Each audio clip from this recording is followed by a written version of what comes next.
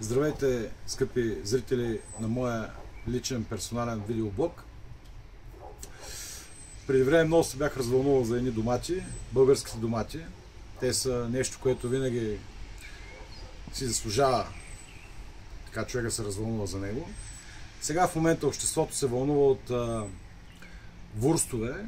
Тук естествено всички се досетиха за моята небрежна анимация. Да, за Кончита Вурст от Белгия и Австрия, или откъде беше? От Австрия, мисля, става въпрос.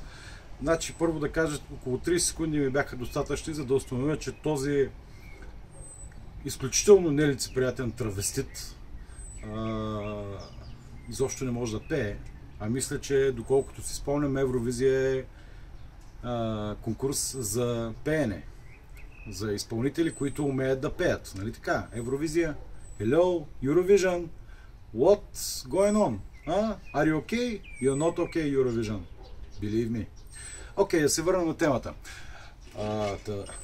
Вурст е нещо, което възбуди в интернет, в социалните мрежи, в пространството много интересни дебати за или против хомосексуализма. Ето как хомосексуализма най-накрая възтържествува. Азис участва на откривания на супер луксозни зали в Казахстан, а пък Кончита Вурст печели Евровизия. Окей, въпрос, който аз искам да задам. Кога ще започнете да говорите за хората с наднормено тегло? До кога хомосексуалистите и ромите ще завземат изцяло пространството, когато става дума за дискриминация? Аз като представител на пълните хора в България, в Европа и в света, искам да кажа, че пълните хора също са обект на дискриминация и е крайно време някой да направи нещо по въпроса. Днес аз повдигнах този въпрос.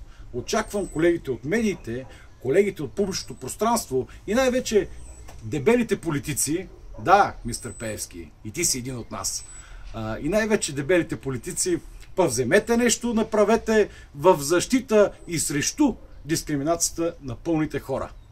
За обществото на пълните хора от София предаде Тешко ми е Касиков.